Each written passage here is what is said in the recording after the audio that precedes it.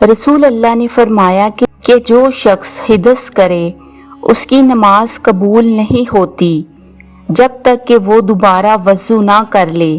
حضر موت کے ایک شخص نے پوچھا کہ حدث ہونا کیا ہے؟ آپ نے فرمایا کہ پخانہ کے مقام سے نکلنے والی آواز والی یا بے آواز والی ہوا۔ صحیح بخاری حدیث نمبر 135۔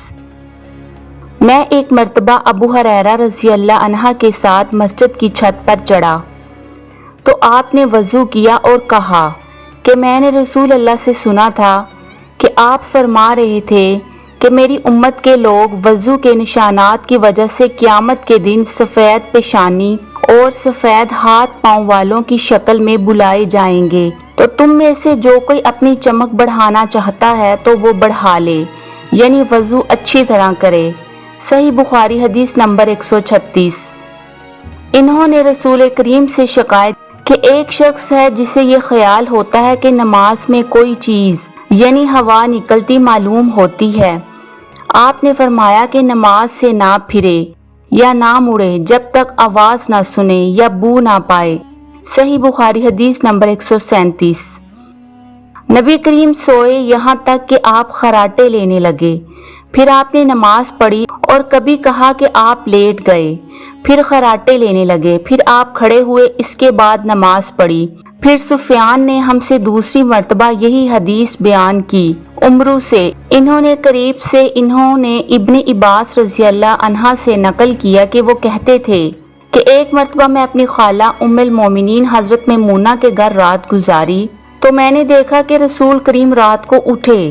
جب تھوڑی رات باقی رہ گئی تو آپ نے اٹھ کر ایک لٹکے ہوئے مشکیزے سے ہلکا سا وضو کیا۔ عمرو اس کا ہلکا پن اور معمولی ہونا بیان کرتے تھے اور آپ کھڑے ہو کر نماز پڑھنے لگے تو میں نے بھی اسی طرح وضو کیا جس طرح آپ نے کیا تھا، پھر آ کر آپ کے بائیں طرف کھڑا ہو گیا، پھر آپ نے مجھے پھیر لیا اور اپنی دانی جانب کر لیا، پھر نماز پڑھی جس قدر اللہ کو منظور تھا، پھر آپ لیٹ گئے اور سو گئے حتیٰ کہ خراٹوں کی آواز آنے لگی، پھر آپ کی خدمت میں محسن حاضر ہوا اور اس نے آپ کو نماز کی اطلاع دی۔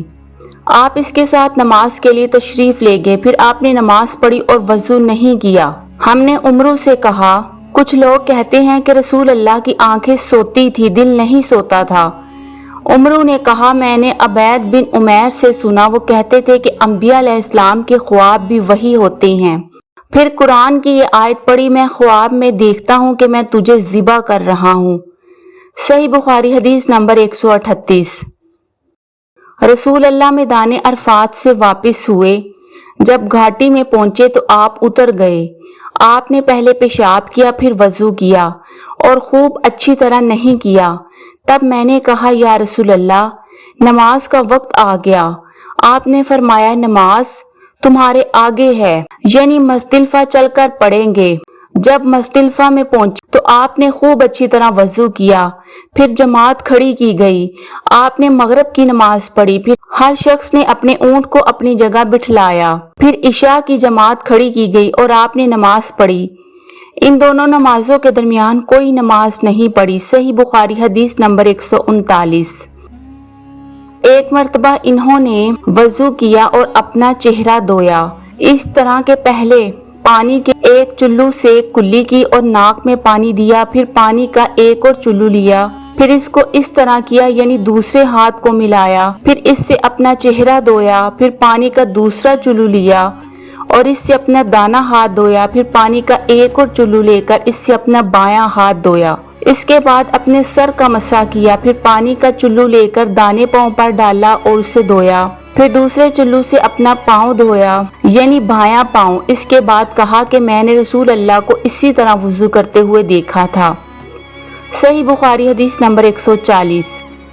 آپ نے فرمایا جب تم میں سے کوئی اپنی بیوی سے جماع کرے تو کہے اللہ کے نام کے ساتھ شروع کرتا ہوں، اے اللہ ہمیں شیطان سے بچا اور شیطان کو اس چیز سے دور رکھ جو تو ہمیں عطا فرمائے۔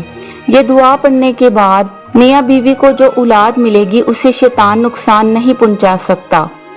صحیح بخاری حدیث نمبر 141۔